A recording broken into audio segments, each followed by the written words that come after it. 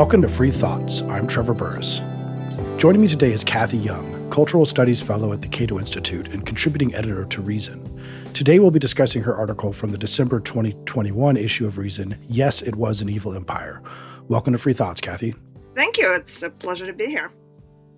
Where were you born? I was born in Moscow. I actually wrote a book that came out in 1989 called Growing Up in Moscow. Brezhnev?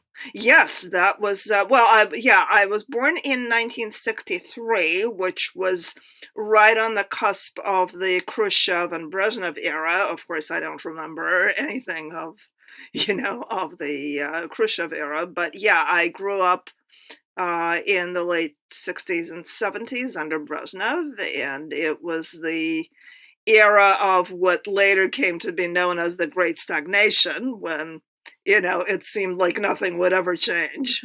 And things just kind of slogged on and on, gradually getting worse in many areas. But that was with nothing really dramatic happening. Well, compared to, say, the 50s. So it was less oppressive. It was less oppressive than Stalin, correct? Oh, yeah. No, it was definitely less oppressive than Stalin. And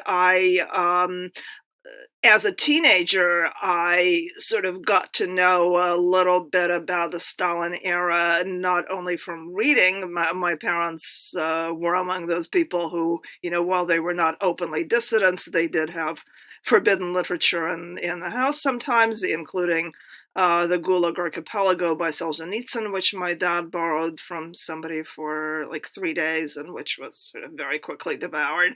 And I read parts of that too. But also there were people who were family friends and relatives who had been in the Gulag during the Stalin era.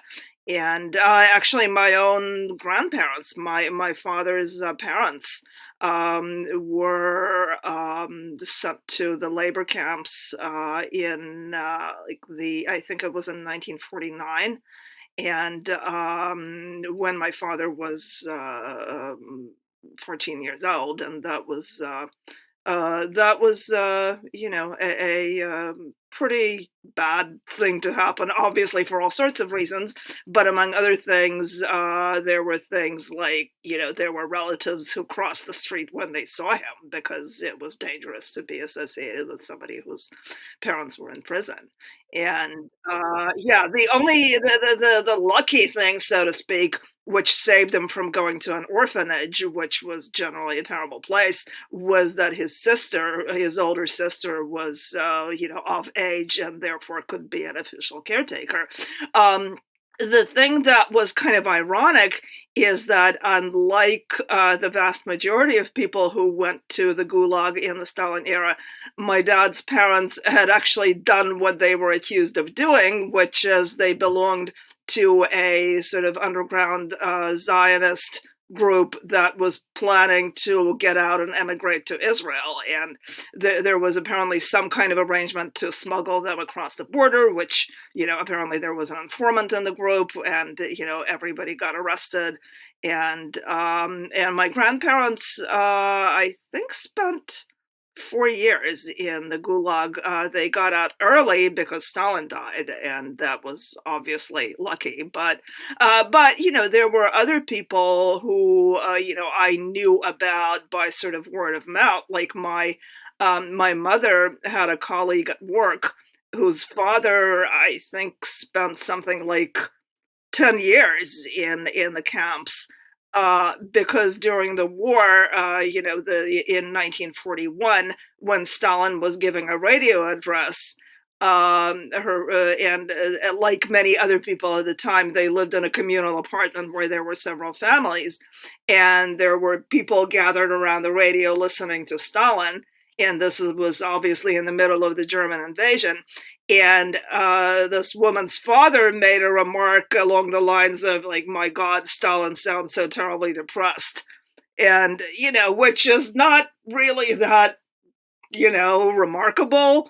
He didn't say anything critical about Stalin. He was expressing, fear and concern, obviously. And somebody reported him for, spreading defeatist propaganda, and off to the gulag he went. And there were many, many other cases like that.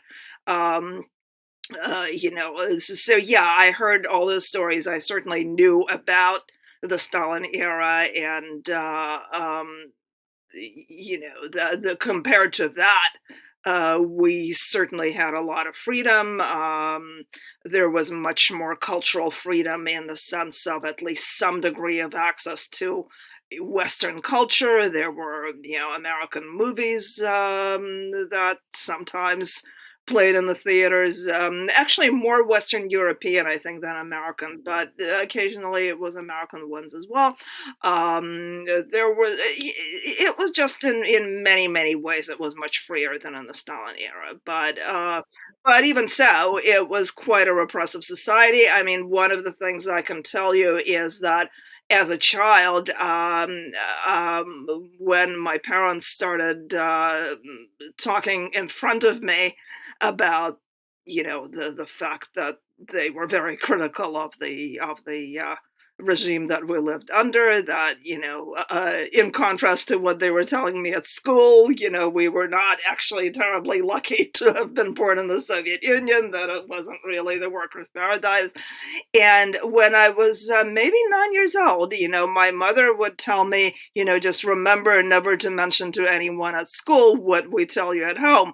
And and she would basically say, otherwise we could go to jail. And yeah, and that was certainly something that I memorized when I was, again, 9 or 10 years old. That, the things that we talk about at home, the books that my parents have, none of that could be mentioned to anyone at school, because otherwise we would be in huge trouble.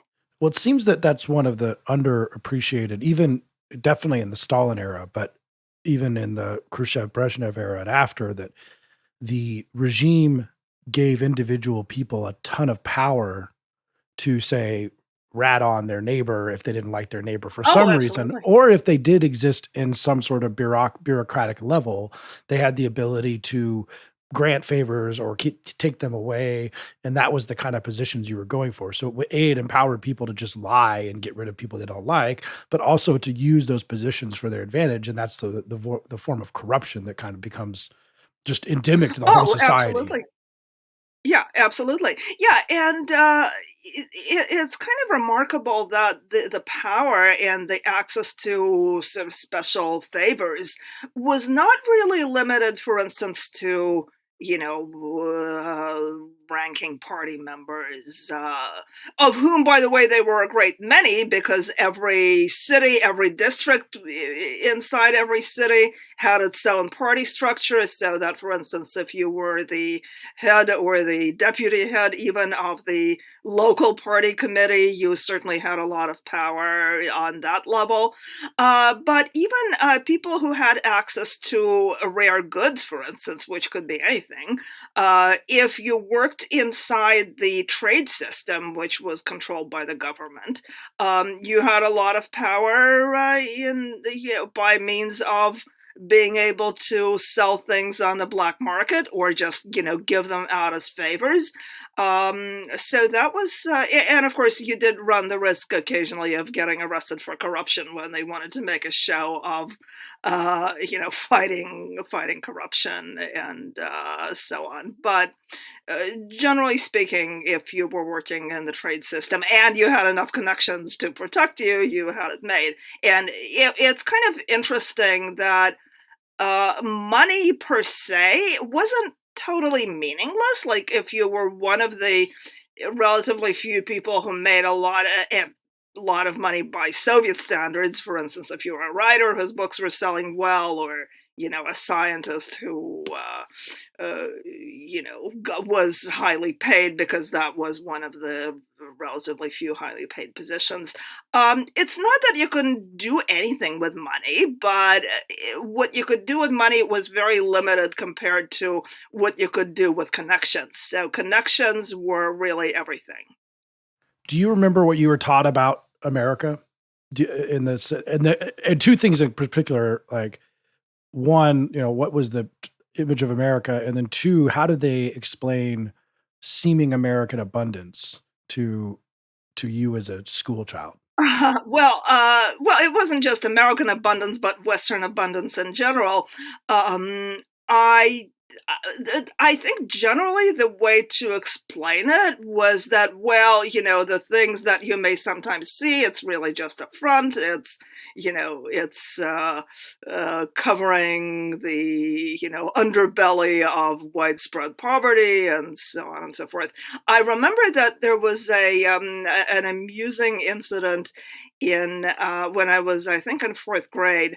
There was a boy in my class whose father had gone on a business trip to, I forget which country, but it was some Western country, and he offered to, the father offered to come in and show the kids a slideshow of pictures that he had taken, and of course everybody was really excited about that, and we saw the slideshow, and it included things like supermarket shelves, and and of course everybody was sort of duly impressed. And then our teacher, who was also this was sort of a special class meeting sort of session that we had weekly, and everyone after primary school, because in primary school you had one sort of main teacher. Once you went on to middle school, and you had a lot of different teachers for different subjects, you had one teacher who was also the sort of class guide, was the official name, who oversaw the sort of political education.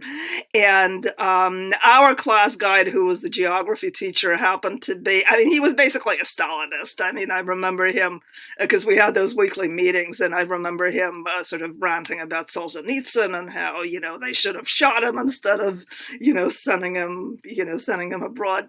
So yeah, he was a pretty hardcore guy, and he decided that the slideshow was politically incorrect because it presented too attractive a vision of life in whatever country it was. It may have been New Zealand, but it was definitely some capitalist country. So he went on a lengthy rant about how, don't be deceived by these things you see, because what it doesn't tell you is that, medical care is incredibly expensive.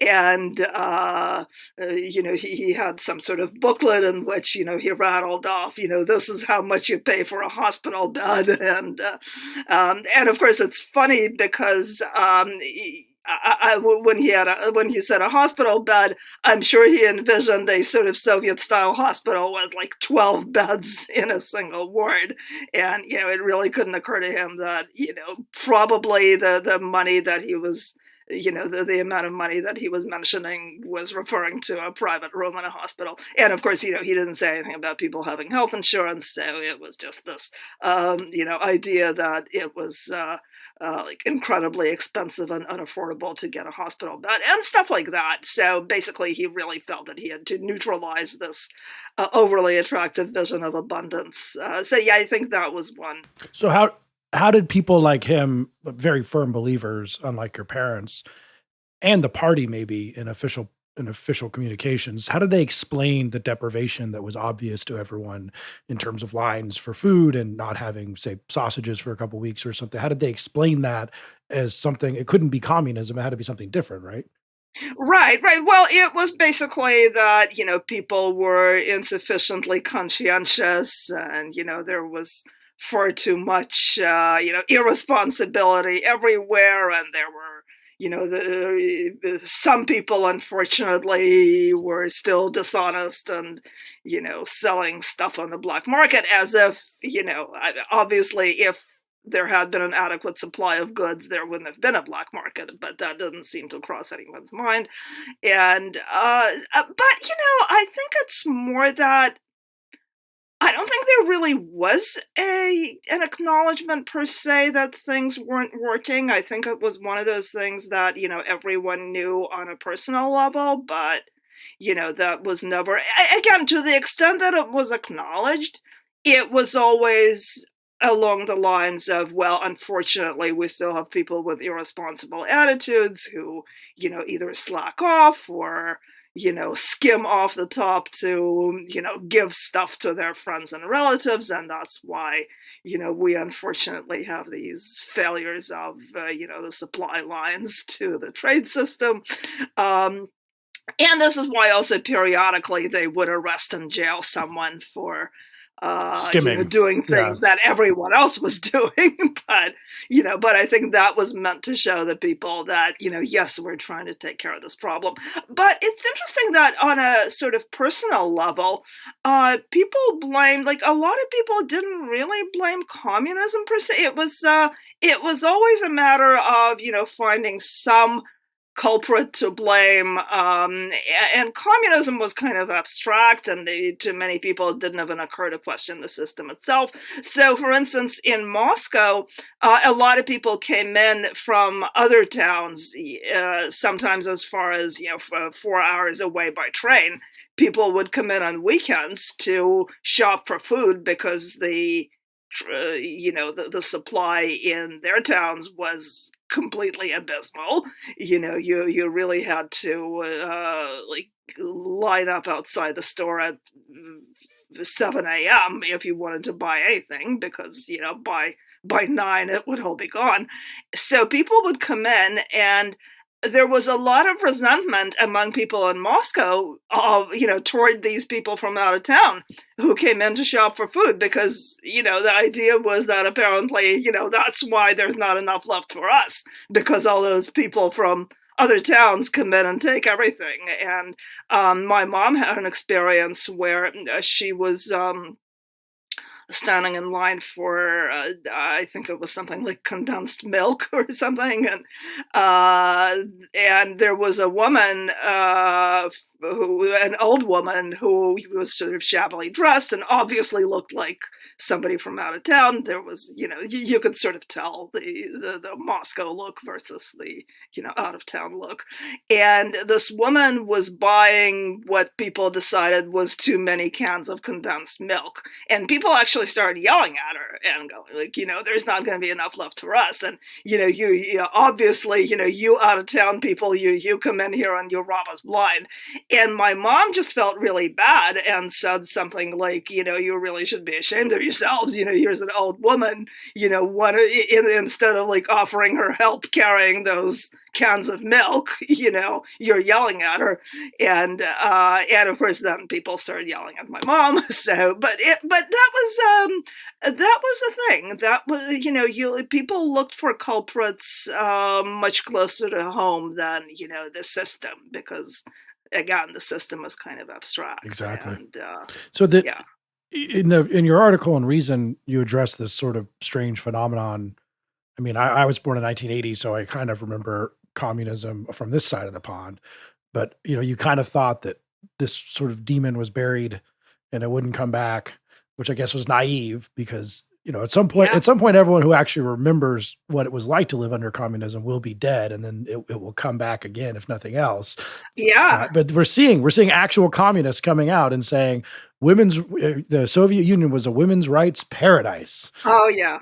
Yeah, that was, and I remember, I think you remember too, there was this op-ed in the New York Times by a woman, I forget where she's a professor at, but it was women had better sex in the Soviet Union that way. Women had better sex under communism, which I found really hilarious, because, even leaving aside the material problems of, trying to have a sex life when you're, let's say, newlyweds who are forced to share an apartment with your in-laws.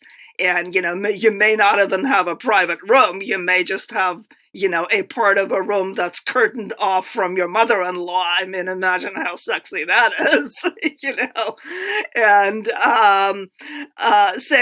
but even aside from that, Soviet society, except maybe like for a brief period of time in the 1920s, when, immediately in the wake of the revolution, Soviet society was incredibly puritanical, and partly I think it was just the general sort of belief that everything that had to do with your private life was kind of, inferior, and really, like, your energies had to go into being a good builder of communism. And of course, there were in the West, there were all those jokes about how, the Soviet romance novel is basically Boy Meets Tractor. But that was not so far away from reality, because if you look at the sort of socialist realist literature, which really, the officially approved literature, whatever romantic storyline there was always had to be sort of secondary to the dedication to ideology. And now, again, it wasn't, especially by the Brezhnev era, um, the control over culture really wasn't nearly as rigid as it had been, during the Stalin era. And there were a lot of, like, cultural products, like even the movies and TV movies that were made in the 70s. A lot of them were based on classics. Like, there was a musical miniseries of the Three Musketeers that was made in the 70s, and that was hugely popular. So, obviously that really wasn't, very Soviet. But yeah, the ideology itself was incredibly puritanical. Well, one of the tropes, one of the Soviet, because it doesn't seem like the five workers who are often lined up along Stalin. There's the farm worker and the factory worker, but the woman was always very much women's work type of thing. I mean, there were women in Oh factories, yeah. but the classic Soviet woman, it's a pretty patriarchal society even today. So you're not going to overturn that with Right. Soviet. Yeah, no, very much so. And again, I think there was a sort of upsurge. There was a bit of a feminist, impulse in the 1920s, during the revolutionary period. But especially after World War II, when obviously, the Soviet Union had lost a lot of, population during the war, and also, 30 by the million way, people, yeah. as a result of the Gulag. So, there was a very strong feeling that, they wanted to encourage, more motherhood. And of course, and part of that was this encouragement of very sort of patriarchal and really very traditionalist attitudes. And of course, the real reason people were not having kids was not because, they had the wrong attitudes towards sex roles, but because they didn't have, for instance, enough living space, or, because it was very, very difficult, just economically, to have more than one child. So yeah, I mean, I would say, by the way, that of the kids I knew at school, I would say there were maybe like one or two who had a sibling. It was quite unusual. And, the vast majority, like myself, were only children.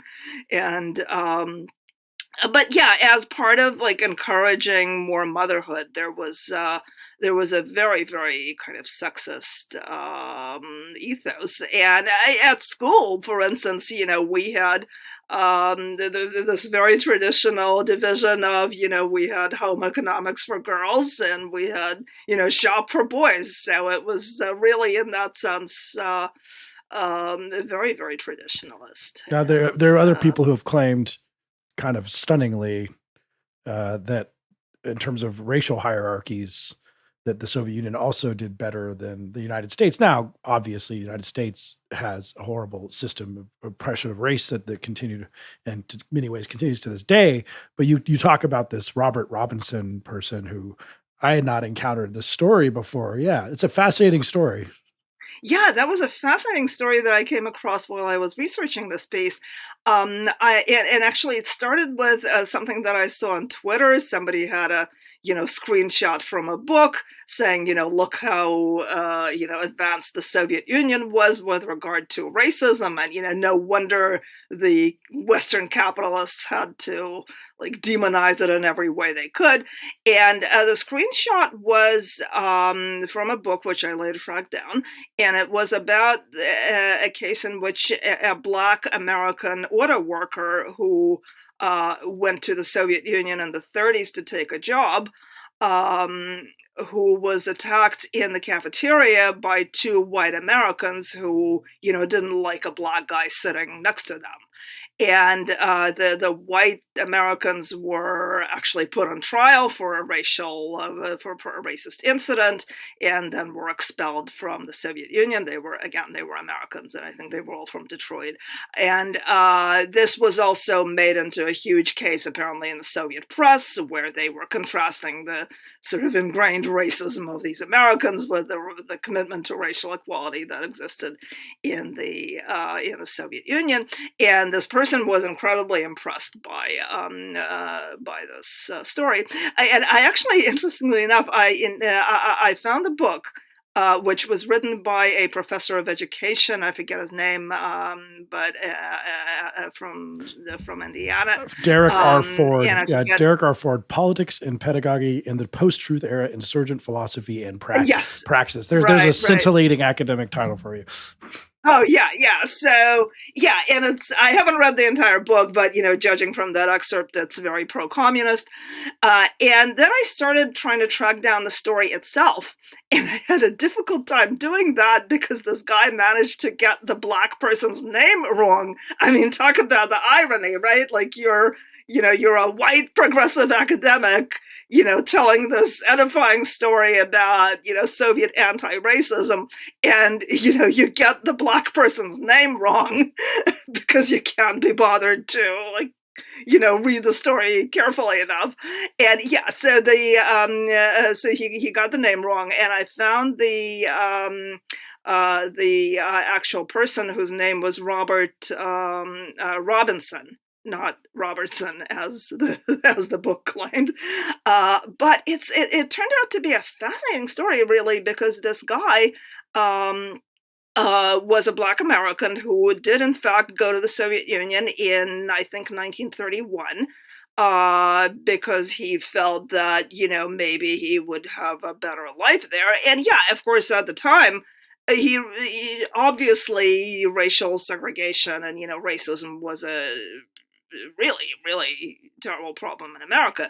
And he did find a job, and of course the Soviet Union at the time was kind of clamoring for foreign specialists because, they wanted to build up their industry. And, Lenin had originally imagined that, illiterate peasants could be quickly trained to be, good specialists in anything machinists, from, factory workers, engineers, to engineering, right? It turned out that wasn't quite the case, even with communist ideology. So they had to fall back on recruiting foreign specialists, a lot of whom, by the way, later ended up in the Gulag, but that's another story. So this guy from Detroit did become, a sort of highly qualified auto worker, and, achieved a position that he later said, he would not have been able to achieve in the United States at the time, probably, given the level of racial discrimination. But what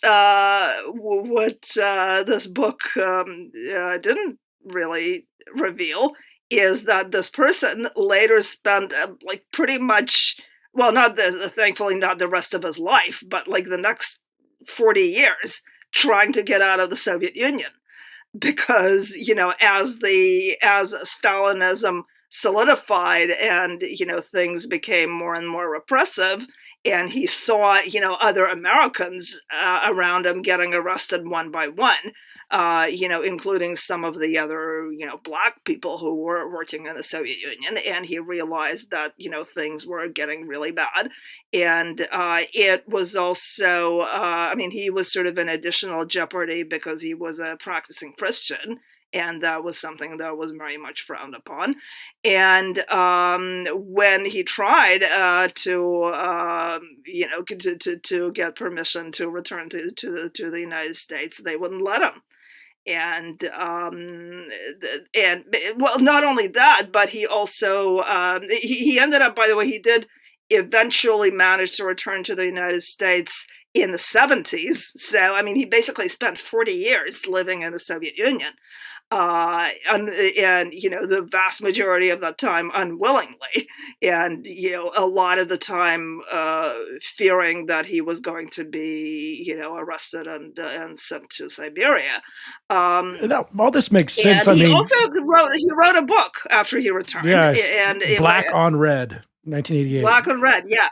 And, he talks, among other things, about experiencing a great deal of sort of everyday racism, including incidents where, people would move away from him on the bus, and, some woman called him a black devil, and, things like that. And it just generally more, very condescending and very...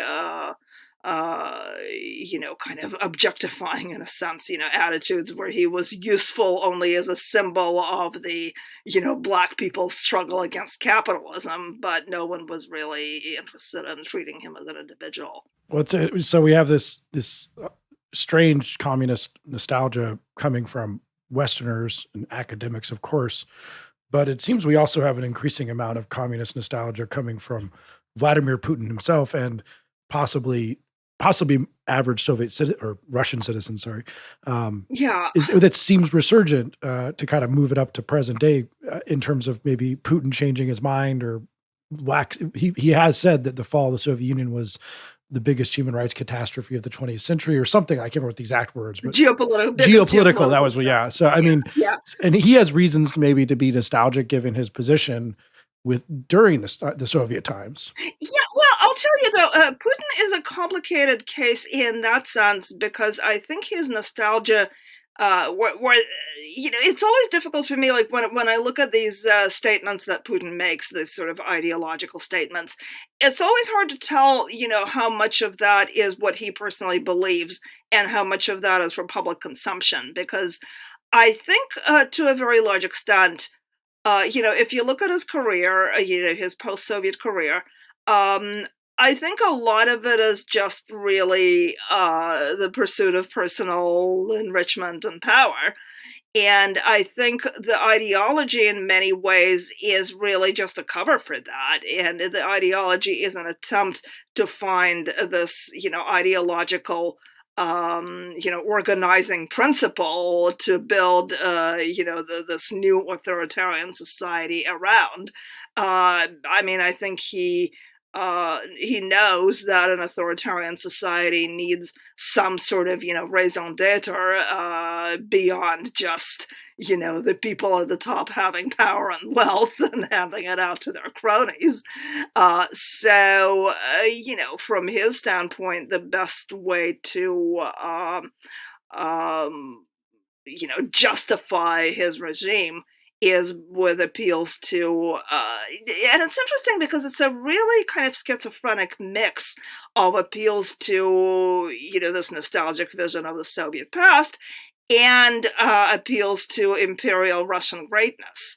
So it's... and even the Orthodox Church. So three things that often don't fit very well together. Right. So it's not really straightforward Soviet nostalgia. And actually, it's interesting that you will find, if you look at his rhetoric around Ukraine, for instance, like one of his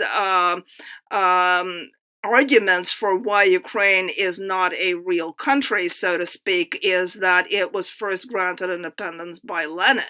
And he basically, part of his argument is, look, it's just this, part of the scheme that the Bolsheviks cooked up as, part of their revolution, which, involved the destruction of the Russian Empire. So he's really, in that sense, he's appealing more to empire than he is to the Soviet era.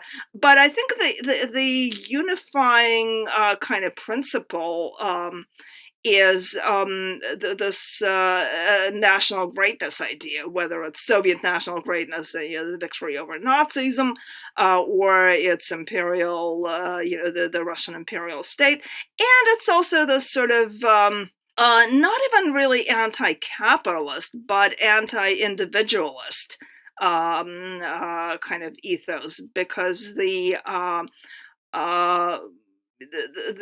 demonization of liberalism as a belief system based on personal autonomy sort of combines, appeals to, again, to the Soviet past when, there were these supposedly altruistic ideals of, collectivism and distribution of, equitable distribution of wealth, supposedly, and this sort of communal vision of Russian Orthodoxy and Tsarism. So again, like the common principle is anti-liberalism. Well, is that interesting? Now you're saying this, and I'm thinking that there is a lack. Maybe he's struggling to find a connective ideology because 100 years from now or 500 years from now, the historians will look at the space between the fall of the Soviet Union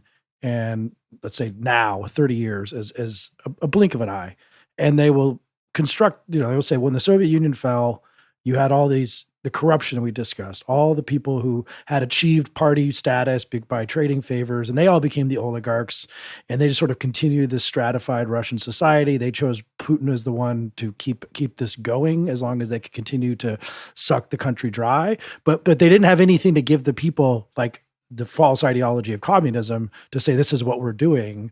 And so maybe Putin is looking for that. What is the idea of Russian greatness or something? Because they know that this is an oligarchic society, right? I mean, the Russians know this. Oh yeah, yeah, of course, yeah. Well, and it's interesting because partly Putin's appeal to the people is actually sort of, well, not really capitalist, but I mean, part of his appeal is that he was able to, as they see it, to restore normality, after the very chaotic Yeltsin years. And, under Putin, actually, the Russian middle class did achieve a kind of modicum of, a quasi capitalist existence. And a lot of it, of course, was based on oil wealth. So, they're really there was very little in the way of really growing, Russian capitalism and entrepreneurship. Partly because the system of bribery continued. There's still very little, reliable rule of law, and of course, under Putin, the consolidation of the authoritarian state really means that property owners have no assurance that they will not, have everything taken away and will not be sent to jail if they cross the wrong people in government. So to that extent, what's really missing is the rights-based order in which the average citizen, including the entrepreneur and the property owner, knows that his or her rights will be protected, and that I think is a huge problem. And yeah, but it's interesting that at least in maybe the first 10 years of the Putin regime, a big part of his appeal was this sort of now we have a normal life, we can enjoy, all those consumer goods, you can travel abroad, you have enough money to go on vacation to, Paris and Rome and that sort of thing. And I think that was a big part of his appeal to the to the Russian middle class, which did support him. Do we have any idea how popular? I mean, you having more connections there, because it's hard to tell with the polls. But I hear from many of my Russian friends that he actually is very popular. Yeah, well, his popularity, I think, has kind of waxed and waned at different times. I think he was genuinely popular, at least like in the first decade, or maybe the first 8 or 9 years of his rule. And I think at the time the polls were still more, compared to today. I think the polls were often an accurate indication of public opinion. Today, I mean, especially now, it's really hard to tell what's going on from the polls. I mean, I've seen stories about people just not wanting to talk to pollsters anymore, especially when they're asked about the war in Ukraine.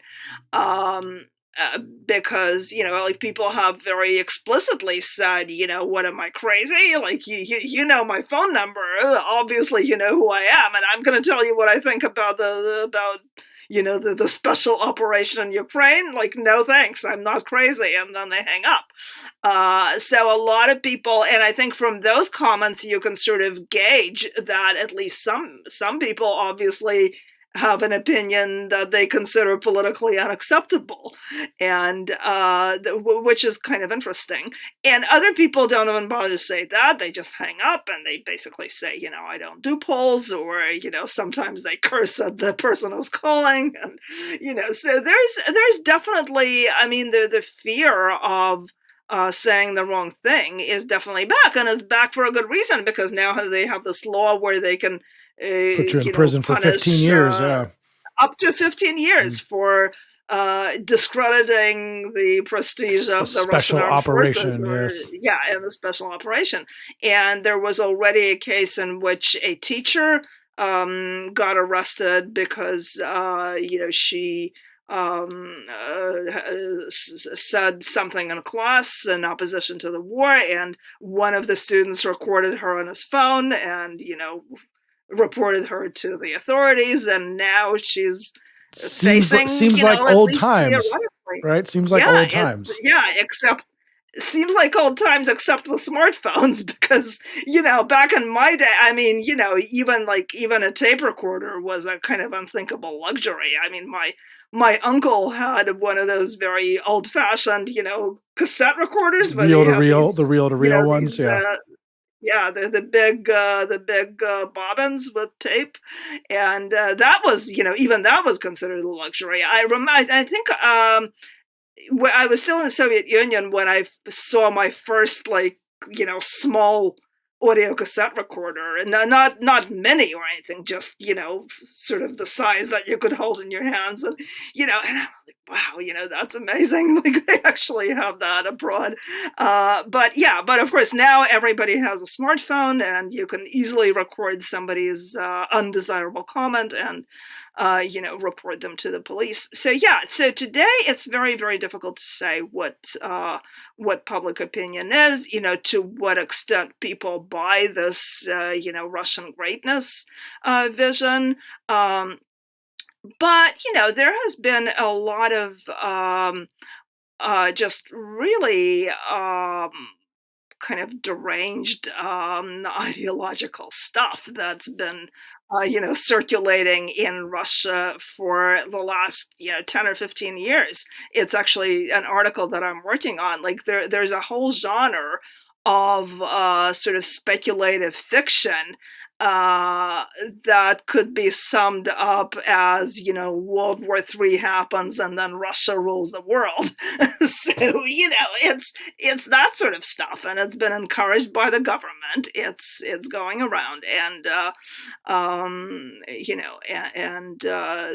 there's a whole school of pop philosophy, like Alexander Dugin, who you may have heard of. He is quite terrifying, and he is explicit in his Nazi roots. So he has said that he started that way. Like, this is a guy who very openly says that I think he's actually said that the only problem is, like, real fascism has never been properly tried. I mean, people used to say that about communism, but this is a new thing. Like, and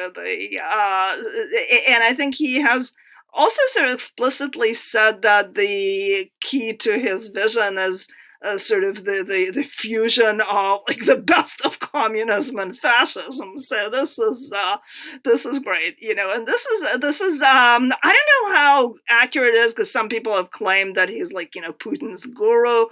I'm not sure how true that is. I don't know of any, like, personal connections between him and Putin. At one point, he was quite close to a guy named Sergei Glaziev, who was then the chairman of the Duma.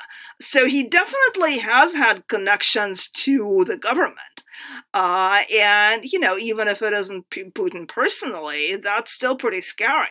And, this is a guy who is quite influential. So, because of that, it's always kind of ironic to hear, Putin and other pundits in Russia talk about, denazifying Ukraine. I mean, maybe start at home because, there's certainly some people to take care of there. So in the last minutes here, I don't know if you want to do any predictions. I mean, we've seen in the last few days, we've seen Russians at least pulling back from the Kiev area, and maybe they're just going to end up occupying the further east parts of Ukraine and pretend that they won a victory rather than fight an insurgency for the next 5 years. That's a possibility. I mean, I think at this point it may even be difficult for them to hold on to to eastern Ukraine. It's it depends on one dilemma I think that Putin has, and I think people, I'm not saying anything original here, people have pointed this out, that in order to call up the manpower that he would need to get any kind of victory in Ukraine, he would really have to say, yes, we're at war and we're going to have a draft. Because otherwise, he's pretty much exhausted what manpower he has. And by the way, there's a spring draft coming up. I mean, I think we're going to probably see a lot of draft dodging because people know, despite the talk of special operation, and, and they've sort of tried to maintain this pretense that they're not using any draftees in this quote unquote special operation. Then there have been cases of draftees actually ending up dead in Ukraine. So, they're trying to bring in like people from Syria and, which is kind of insane because, they're not going to be fighting on familiar terrain. This is not going very well for Russia, obviously. And on the other hand, Ukraine is pretty close to activating, like, I think they've been training reservists very obviously very intensively because they're in an emergency situation. And I think I've seen the forecast that like by May or maybe by June, they're going to be ready to activate like another 300,000 people. And, and this is where Putin is really going to have to make the decision.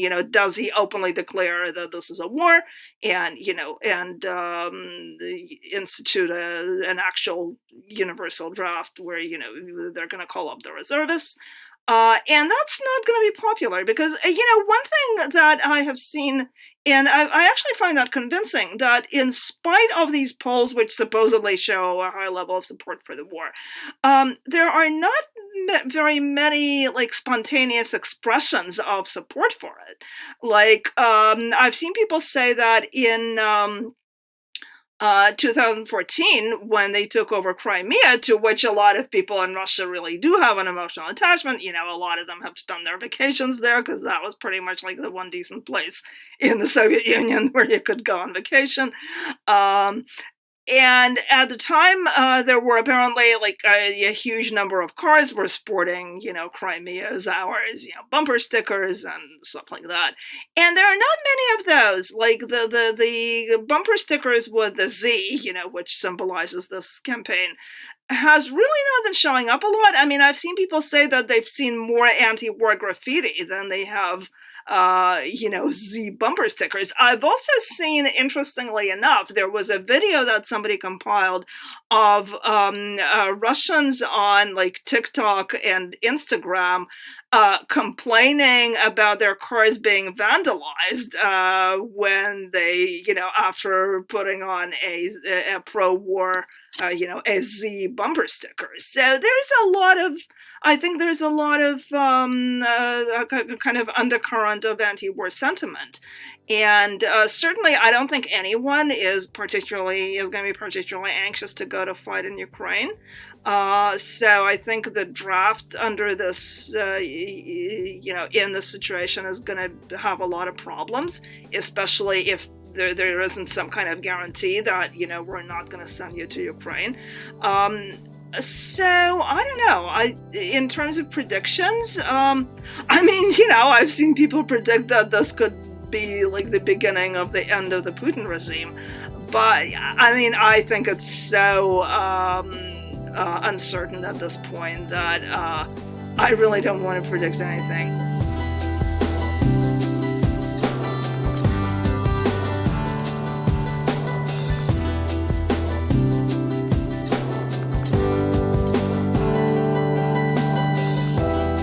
Thanks for listening. If you enjoy Free Thoughts, make sure to rate and review us in Apple Podcasts or in your favorite podcast app. Free Thoughts is produced by Landry Ayers. If you'd like to learn more about libertarianism, visit us on the web at libertarianism.org.